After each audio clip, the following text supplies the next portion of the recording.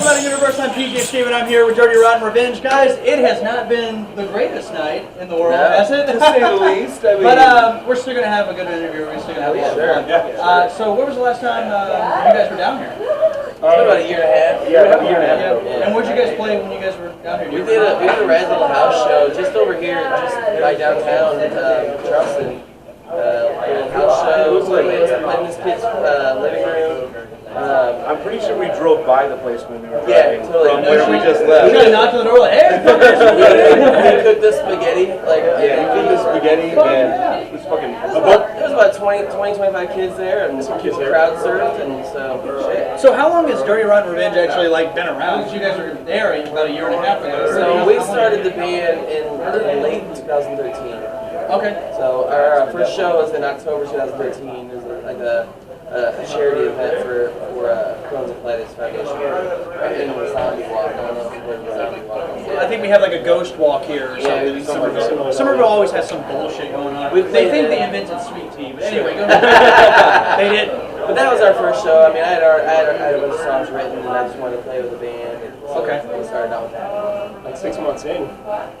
6 months, I think. Was it the first No, show? it was a month after we started the band. Oh, a month after. Yeah, We yeah. practiced for a month before our first show. So. Yeah. Okay. A month in. Yeah, for sure. And you were saying that you weren't with the band at the very beginning, right? No, that last time they came through here, I wasn't. Oh, I so started out with. I He started with with us. Yeah, he's our original guitarist. and then I left them, and they were gracious enough to let me back in after about a year or so. That's very nice of them. Huh? The last time we came through, the kid that came with us didn't play guitar very well. I might have had to unplug him a couple times. During sets. He'd get fucking wasted, and I was just tired of listening to his shit play. I just reach over behind him. He'd be like, doing his shit. I just Unplug him. Unplug him. You wouldn't even know. What do you know? I'm about to say he probably wouldn't even Never fucking even notice. fucking noticed. No Yeah, shit. it's not the first guitar player I've done it. So Good would thing you you don't play shitty. So would you consider yourself the leader of the band? Yeah, I would say it's just because I'm oldest and like for the most part I started the band. Like, Right. I pulled these two guys in. Danny's been my bass player for like Going on. since I've been in punk bands 33, pretty much, 12 so- years. So yeah, he and I grew up together. So he's Okay. always been my bass player. But yeah, I mean I came out of other bands and I'd written a bunch of solo stuff, but it needed to be played. A whole band, full band. just music stuff. Yeah. Okay. That's right. You were saying you have like some sort of. Yeah, I still Yeah. have some acoustic material. We just never haven't focused on it because we're focusing on this. So I want to ask each and every one of you guys, why punk? What made you pick that genre? Not that you actually pick a genre, but it just kind of happens. You write the Right. songs and you just kind of go with it. But what made you kind of get into that? I was really like, when I was younger, I was really into metal, and Still are. still am. Still are. Let's be honest. I was telling you earlier, we're going to see Slayer. Yeah. But, Slayer's final tour. He's getting to see Napalm Death. I'm getting to see Behemoth. But that's you got to go with what you. exactly. I can't wait. Anyway. But I got into, I started getting into it like with like the Tony Hawk games. Got me really into Epitaph. Right? and Yeah. That's what got me into punk. Like Yeah, most definitely, man. I realized I could play it on bass pretty easily. Yeah. A lot better than I could metal. So. Dude, that's what got me into I it. recently hooked up my old PlayStation 2, and I've been playing Tony Hawk's Underground, and like Tony Hawk Underground, or I mean Pro Skater 4, and like shit, my roommate and I would just get drunk and just sit there and like play. Yeah, oh yeah, dude, we're drunk as a skunk, just listening to music. Yeah, Look at playing. this fucking sick kick. Yeah, for real. Remember the Dave Mirror DMX? Yeah, dude, Nice. I always remember I got a lot of punk influences from ATV Off-Road Fury. Yeah, those I remember games. that game. But I remember what really got me into a lot of heavy metal was playing Grand Theft Auto Vice City. Oh yeah. Because on V-Rock there was Iron Maiden, Slayer, Anthrax, fucking Autograph, Quiet Riot. Like, What was it? Was it Love Fist? Was the fake? Love Fist! This was the big band. Love that Fist game? Fury, We'll Be Getting Pussy. Like, Yes. Hell yes. girls are going crazy 'cause we are getting lazy. Like, wow. So where does where's you fit in the punk world, I guess? I didn't start listening to punk rock. I was more into like the prog metal kind of thing. And then a friend of mine was really into punk rock and invited me to a NoFX show. So I went to a NoFX show, not really knowing what to expect, and I had a blast. Man, I had so much fun, and I loved the music and everybody. the entire crowd was into it. And everybody was having fun. It was awesome, and I was like, that's what I want to do. Yeah, exactly. That's what I want to play. I feel you. And then that's. He started as a guitar player and then got. I originally started as a guitar player, and actually Mike and I were in a few projects before Dirty Rotten Revenge. Yeah. And Mike will probably tell the story better than I will. But anyway, we looked up, and I originally wanted to play guitar, and then when I met up with these guys, they were way better guitar players than I was. And I had like an old drum set in my basement that I never touched, and I'm like, screw it, I guess I'll play the drums because you guys are way better guitar players than I am. And I had these drum sets. And I have these drum sets, so we might as well just use them. Yeah. And then I just kind of got put into the drummer role, and been there ever since. And I regret the move. Isn't that how a lot of it happens? A lot of the drummers that we see in a lot of bands, and especially in my experience, they started out as guitarists or bass players or whatever. And a lot of them, you turn to drums for a necessity for the band. Yeah. Like you guys, like my roommate, he's my drummer in my band, and it's like, you need a drummer, I guess I'll drum. Yeah. Never drummed a day in his life, and he's pretty good. Yeah. So, tell me. Punk, as far as me goes, I grew up with an older brother and an older cousin who were both skaters and like listened to like Dead Kennedys and Suicide Tendencies and stuff like that. I didn't really get into it too much myself until I got kind of into college and started playing music, and then I started out really heavy into like pop punk. Sure. And then yeah. it slowly, but surely. I feel I get a lot of the influences from your latest record from pop punk. Most definitely. Yeah. Seven Whiskey, and I mean all that. I can definitely feel the pop punk. A lot of that first record was a very big transition between the band that Dan and I were in before that. We were really pop punk. We played like, Warped Tour and shit like that, and like we were super pop punk. But then I got more and more angry. But I wanted to, I'm getting fucking older and more jaded about shit, and I wanted to get away from being so poppy. So that's kind of where that first record. Plus, also a lot of bad shit happened in my life at that time. So I had all these songs, these really personal songs that I wanted to write, and like first few shows, I literally was like when we started the set, I was like, yes, we are Dirty Rotten Revenge, and yes, these songs are about you. I love it. So because they were literally about people who were in my friend group, they kind of I felt like they kind of fucked me over. Sure. So I wrote a song about a shitty roommate that used to piss on my floor. Oh, so, yeah. it totally makes sense. Yeah, it totally makes sense. No more mess on the floor. Yeah. Mike, tell me. I'd say I first started getting into punk when I was like 12 or 13. Of course, I listened to like Blink-182 and Sum 41 and all that. Hey man, Sum 41's fucking their early shit's really good, man. I actually think Chuck's a really underrated album. I'm a fan, man. I don't get the hate. I don't get the hate. They went through some weird stuff. Not to be cliche, but it started as I got older, like 2 years difference, like 14 or 15. I didn't really know how to relate to my world. I didn't feel like I had a voice in it. And I actually started out with really political punk rock bands like Anti-Flag and Sure. Strike Anywhere is one of my all-time favorites. And Love it. I'm from right near Chicago, so Rise Against was one of the first bands that I really got into. And it just from there, I learned to play guitar to Rise Against's first couple albums, and I think that really shows up a lot in our songs because I really like playing octave. I can see that, man. Now when I go back and listen to that record, I'm gonna look for it. Yeah, but he's only on the new EP. Yeah, I wrote some of the stuff, like Seven Whiskeys, we wrote in like 3 minutes. It just kind of happened, and I was like, that's sick. It is really good, and it's a great way to start off the record. Is that usually what you start your set off with? We actually end with it. We actually end with it? I was going to say you either want to start with it or finish with it, because it sounds really good. We messed around with putting it in the middle of the set, and everyone's just like, oh, put it right here. Yeah, exactly. I can dig that. They're usually done after that. So you guys recently just dropped an EP, correct? Yeah. See, I could not find that EP when I was on Spotify, and I tried to look it on Bandcamp and all that. Oh, it didn't release till the 27th. Oh, okay. So I might have just missed it. Yeah, it is now on Bandcamp. It's not on Spotify. It's completely kind of like a DIY thing. Right. Okay. We just ordered blanks. I screen printed all the covers and all that shit. Okay. Did all the packaging. Tell me about the EP. What's it called? Into Darkness. is the name of the EP. Yeah. Right, because that's what the tour you're on. No shit. You did your fucking research there, Steven. Jesus Christ.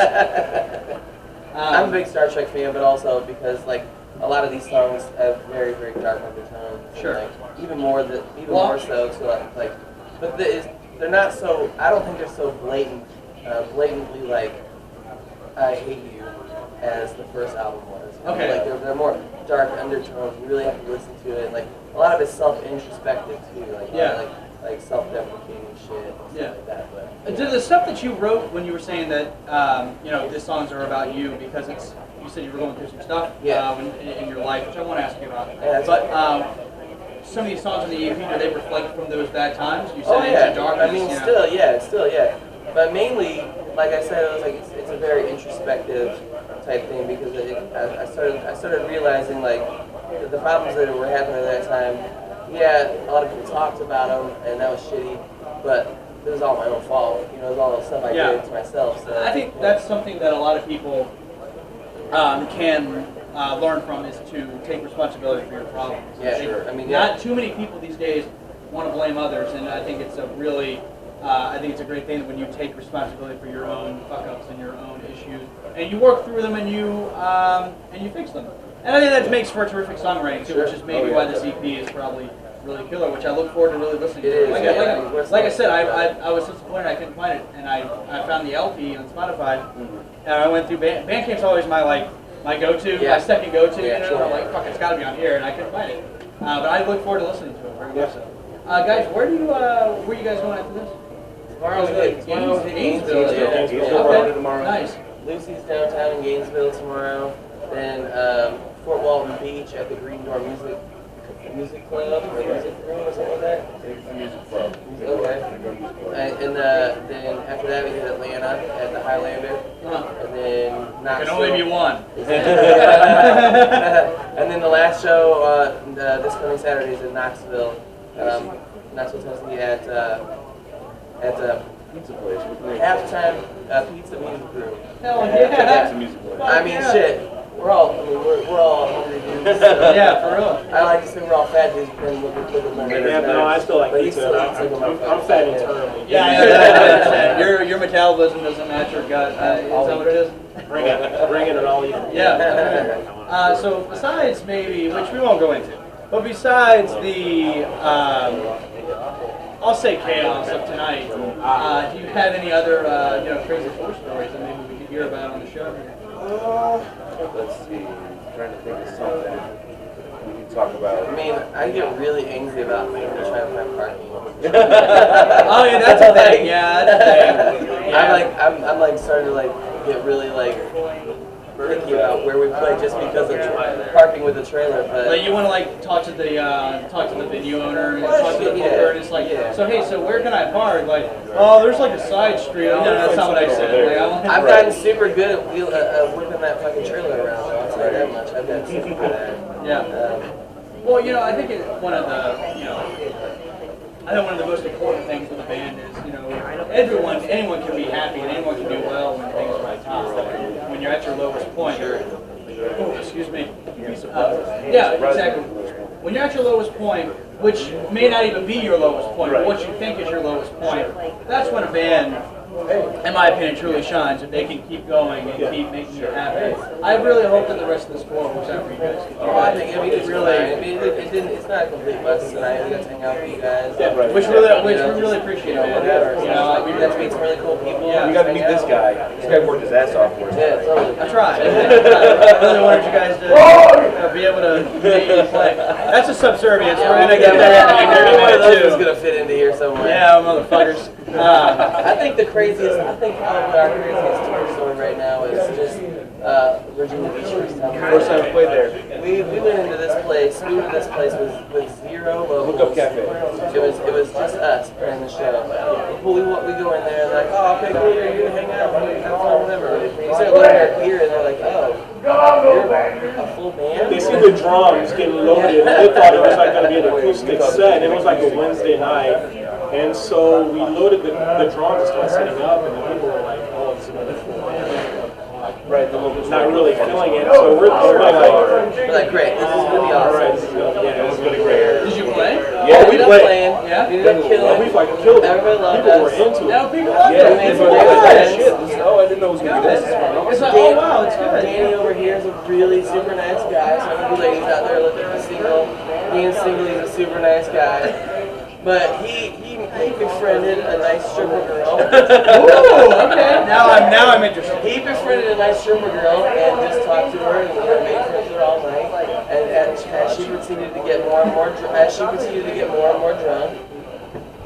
she decided to whip down her pants right on the middle of the street and pissed against our trailer. Yeah. Twice. That's hot. And then she was like, it was the end of the night. We're like, all right, we're cool. We had a great time. We're gonna go home. She's like, can you give me a ride to my boyfriend? And nice guy Danny is like, I'm fucking wasted, and we're all fucking drunk, and I'm driving home. Done. And I'm like, Don't say that.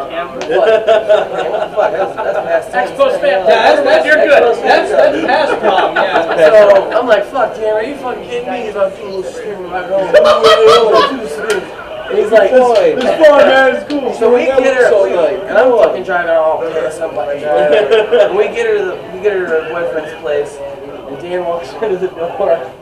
And like he like just hands her off to this other guy. Like, We're just like, are you have This fun. is your problem now. That was your problem. And this motherfucker, this nice guy, he comes back to the car and we're like, way to go, fucking music. At least she sat on my lap on the way here. Wait, after she peed on your trailer? Yeah. How long did it take you to rub the syphilis off your trailer? We gave it back to you all.